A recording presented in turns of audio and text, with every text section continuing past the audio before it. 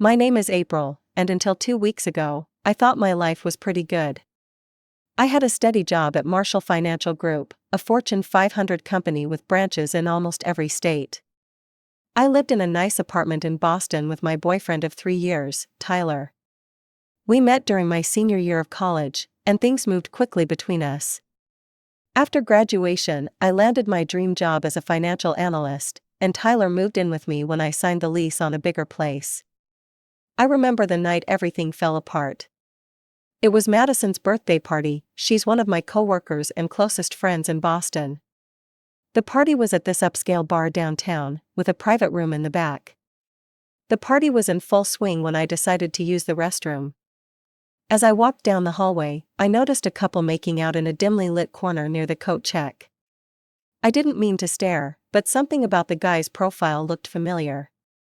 When he shifted slightly, my stomach dropped.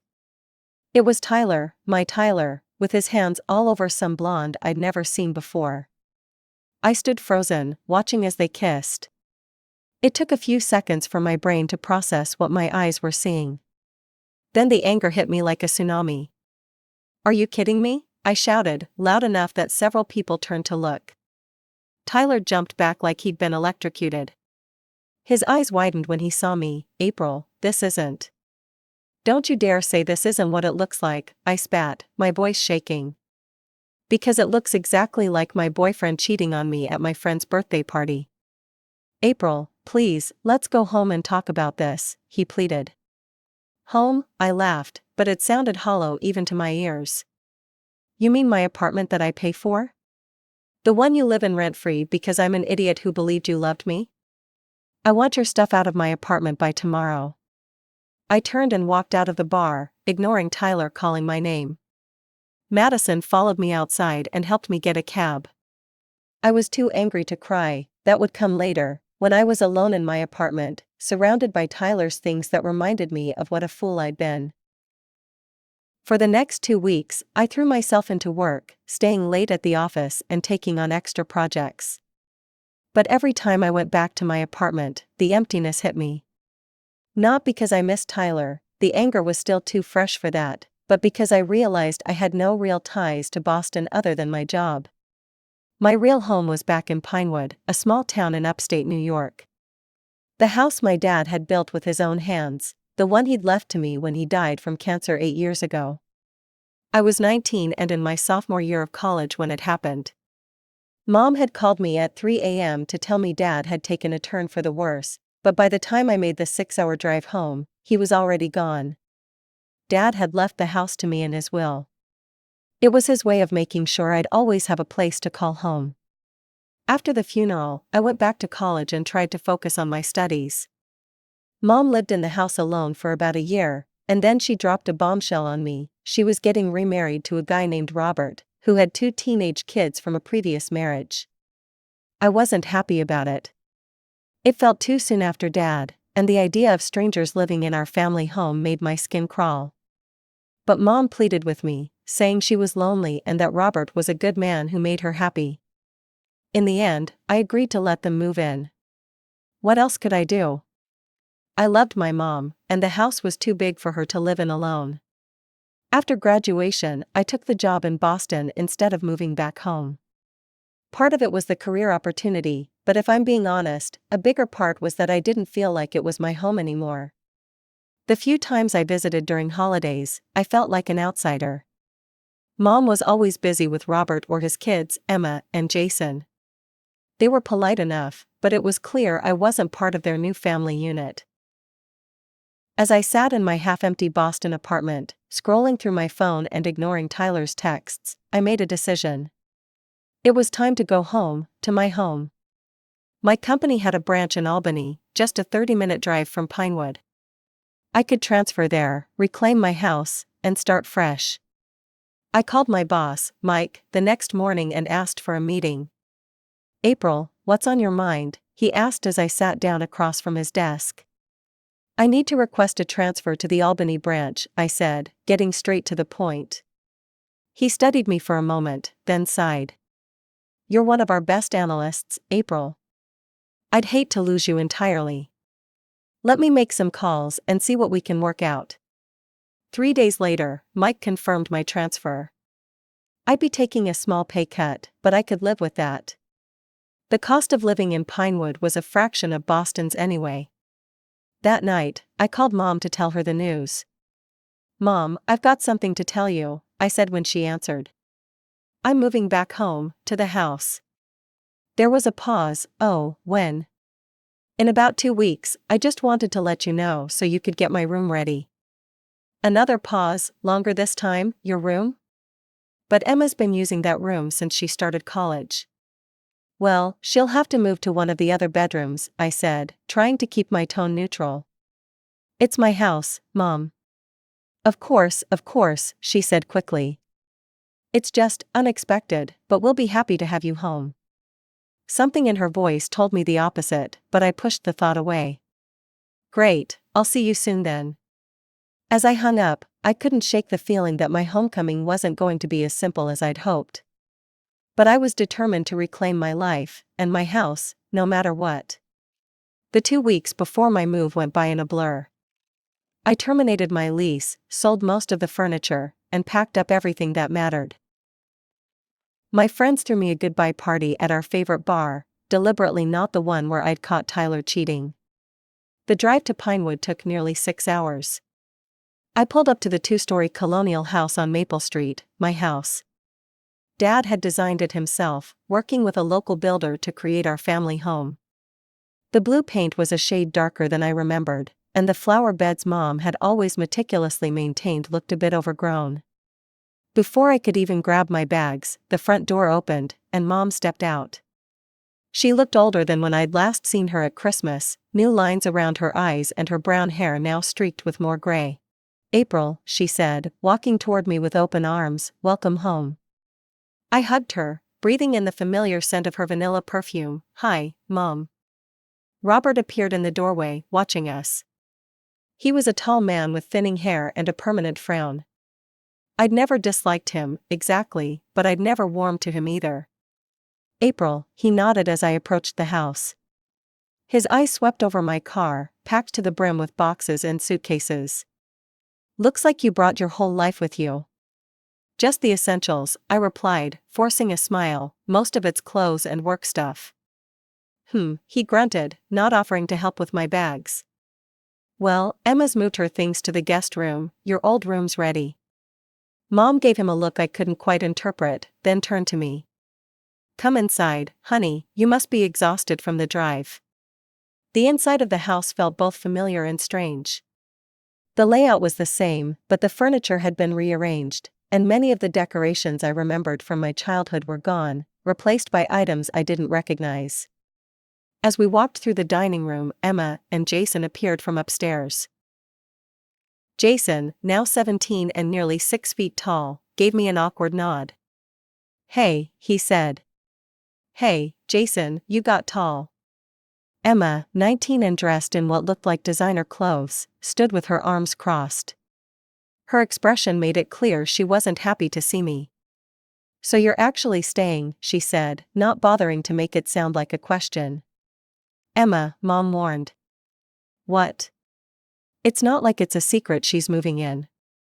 I had to spend all day moving my stuff to that tiny back room. I took a deep breath. "It's good to see you too, Emma." Dinner that night was tense. Robert talked about his job at the local bank, Jason mumbled responses when directly addressed, and Emma picked at her food while glaring at me occasionally. "So," Robert said eventually, "how long do you think you'll be staying?"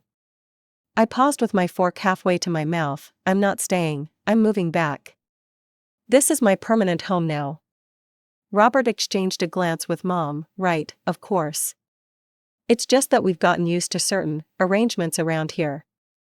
"I'm sure we can all adjust," I said evenly. "I'll be working full-time at the Albany branch, so I'll be out of the house during the day." "I had to give up the big room because of you," Emma blurted out. "I've been using it for 2 years, and now I'm crammed into that closet of a guest room." I waited for Mom or Robert to say something, to remind Emma that it was my house and my room. But they remained silent, looking uncomfortable. "Actually," I said slowly, "this entire house belongs to me." Dad left it to me in his will, so technically, I could choose any room I want. No, this is bullshit. Emma stood up so fast her chair nearly toppled. I had everything set up in that room for college. My desk, my vanity, everything. And now I'm supposed to cram it all into a room half the size because Princess April decided to grace us with her presence?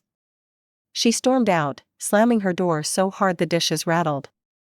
Mom gave me a reproachful look. Did you have to antagonize her? I stared at her in disbelief. I antagonized her? She's the one who started complaining the minute I walked in the door. Mom's expression hardened. Let's not do this tonight. You're tired from the drive. Things will look better tomorrow. But things didn't look better the next day, or the day after that. I started my new job, throwing myself into learning the ropes at the Albany branch. It was smaller than the Boston office, but the work was familiar, and I quickly established myself. I reconnected with a few high school friends who were still in the area, including my best friend from senior year, Megan, who now worked as a nurse at the local hospital. 2 weeks after I moved back, I came home from work to find Emma decorating the living room with streamers and balloons. "What's all this?" I asked, setting down my laptop bag.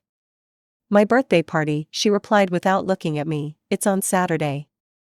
"That's cool. Should I get you a gift or something?" I tried for politeness, though the last thing I wanted to do was shop for my sulky stepsister. Emma snorted. "No need, you won't be here." "Excuse me?" Mom appeared from the kitchen then, looking nervous. "April, honey, can I talk to you for a minute?" She led me to the back porch, where we used to sit and watch the sunset when I was a kid. Now it was cluttered with Robert's tools and gardening equipment. "Emma's having some friends over for her birthday on Saturday." Mom twisted her hands together. She was hoping to have the house to herself for the evening. I stared at her. "Are you actually asking me to leave my own house for Emma's party? Just for a few hours, you could go to a movie, or have dinner with Megan." "Are you kidding me?" "Mom, this is my house. I'm not going to be kicked out for a birthday party I wasn't even invited to." "Please don't make this difficult," Mom pleaded. "Things have been tense enough since you moved back." "And whose fault is that? You all act like I'm intruding, when I'm the one who owns this place." Mom's face fell. "I thought you might do this as a favor to me." That hurt. I stood up. "I won't make a scene at Emma's party. I'll stay in my room, but I'm not leaving." Mom looked disappointed, but nodded. "I'll let Emma know." At dinner that night, Emma made her displeasure known. "I guess I'll just have to move my party to Luciano's," she announced dramatically. "Since some people," she glared at me, "won't compromise." I bit my tongue, focused on my plate, and said nothing. Robert muttered something about the cost of restaurant parties, and Jason, as usual, looked bored with the whole situation. On Saturday, Emma and her friends went to Luciano's for her birthday. The house was blissfully quiet, and I spent the evening in my pajamas, watching movies in the living room and enjoying having the place to myself. For the first time since moving back, I felt at peace in my own home. Life settled into an uncomfortable routine over the next few months. I went to work, came home, and tried to avoid conflict with my housemates. It was hard to think of them as family anymore. Most evenings, I'd eat dinner quickly and retreat to my room or go out with Megan or other friends I'd reconnected with. At work, things were going well. My boss in Albany appreciated my experience from the Boston office, and I was already being considered for a team lead position. The commute wasn't bad, and I enjoyed the familiar scenery of my hometown. Sometimes on my lunch breaks, I'd drive past my old high school or the park where Dad used to take me fishing. One evening in late summer, I came home to find Mom and Robert sitting at the dining table with a stack of papers in front of them. They looked up when I walked in, and something about their expressions made me pause. "April," Mom said, her voice oddly formal, "we need to talk to you." I sat, a knot forming in my stomach. "Is everything okay? Did something happen?" Mom slid some papers toward me. "Utility bills," I realized as I glanced at them. "We need to discuss the financial situation here." "What about it?" Robert cleared his throat. "Since you moved back, our expenses have increased significantly. water, electricity, heating, it's all gone up. I contribute to the grocery fund, I reminded her. I give you $300 every month, remember? That's more than my share of the food. Mom and Robert exchanged a look. That's just for food, Mom said, it doesn't cover the other expenses. I felt a chill that had nothing to do with the air conditioning. What are you saying? We think it would be fair if you paid rent, Robert stated bluntly, $1,000 a month. Are you serious? My voice rose in disbelief. This is my house, Dad left it to me. I'm the one who should be charging rent, if anyone is. Robert's face hardened. Now listen here, young lady. We've been maintaining this house for 8 years while you were off living your life in Boston. We've paid the property taxes, fixed the roof, replaced the water heater. I never asked you to do any of that, I shot back. And I offered multiple times to help with major expenses, but Mom always said you had it covered. I looked at Mom, waiting for her to back me up, to say something in my defense. Instead, she looked away, her lips pressed together. Mom, I said, my voice smaller now, you can't seriously expect me to pay rent for my own house. If you can't contribute financially, Robert said coldly, then perhaps you should find somewhere else to live. The words hit me like a physical blow. I turned to Mom again, sure she would object to her husband telling her daughter to leave her own home. But she just nodded slightly, agreeing with him. I left the room before they could see the tears threatening to spill. In my bedroom, I sat on the edge of my bed, trying to process what had just happened. The house was quiet, but my thoughts were deafening. Sleep eluded me that night. By morning, I'd moved from shock to anger. I dressed for work mechanically, steeling myself for the confrontation I knew was coming. When I went downstairs for breakfast, the whole family was already there, Mom, Robert, Jason slouched over his cereal, and Emma, who looked up with a smirk that told me she knew exactly what had happened the night before. So, she said sweetly as I poured a cup of coffee, when are you going to start paying rent? Or are you moving out? Something inside me snapped. I set my mug down carefully and smiled back at her. Actually, I've made a decision. All eyes turned to me. This house belongs to me, I said, my voice steady and calm despite the rage boiling inside. It was left to me by my father. Everyone else here lives in this house because I allow it. Robert started to interrupt, but I held up my hand. Starting next month, I'll be implementing a new arrangement. Each of you, Mom, Robert, Emma, and Jason, will pay $500 a month in rent, that's $2,000 total. A stunned silence fell over the kitchen. Emma's mouth hung open in shock. You're joking, Mom finally said, her voice barely above a whisper. I'm absolutely serious, consider it the market rate for the area, split 4 ways. It's actually quite reasonable. You can't charge us rent, Emma shrieked, you're insane. I took a sip of my coffee, oddly calm in the face of their outrage. If you don't like the terms, you're welcome to find another place to live. I'm sure there are plenty of rental properties in Pinewood. You would throw out your own mother? Robert demanded, standing up to tower over me. I met his gaze steadily. No, I would charge my mother and her family a fair rent for a property they don't own. After everything we've done for you, Mom said, her voice trembling. We've maintained this house, paid all the bills. While living here for free, I cut in. And now you want to charge me rent for my own property. How is that any different from what I'm proposing? I grabbed my bag and headed for the door. Think it over, let me know what you decide. The drive to work was a blur.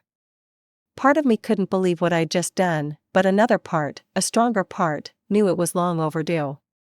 They'd pushed me too far, and something had to give. That night, I picked up takeout on the way home and ate in my room. No one spoke to me.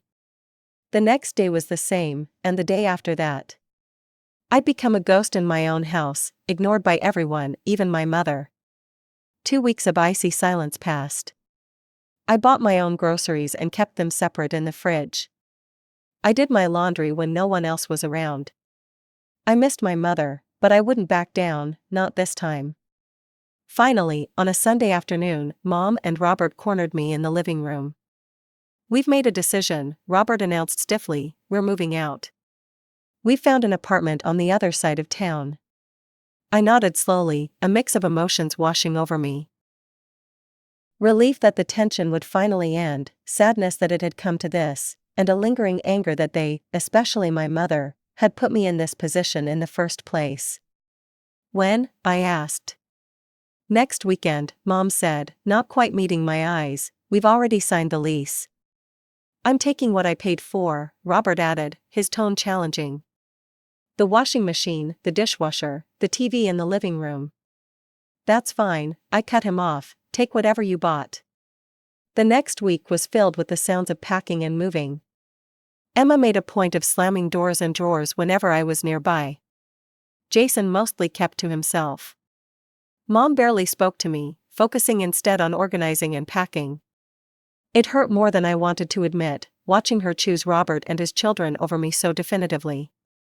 On Friday night, Robert rented a moving truck. I stayed out of the way as they loaded furniture and boxes. Some of the items they took were definitely purchases my father had made, the dining table, some of the kitchen appliances, but I didn't have the energy to fight about it anymore. When they were nearly finished, I noticed them trying to maneuver the old grandfather clock that had been my father's pride and joy. It had stood in our entryway for as long as I could remember. "That stays," I said firmly, stepping into the hallway. Robert frowned. "I paid to have it repaired 3 years ago. It wasn't working when your father died." "The clock was my dad's. He bought it from an antique shop the year I was born." "It stays." For a moment, I thought he would argue, but Mom put a hand on his arm and shook her head slightly.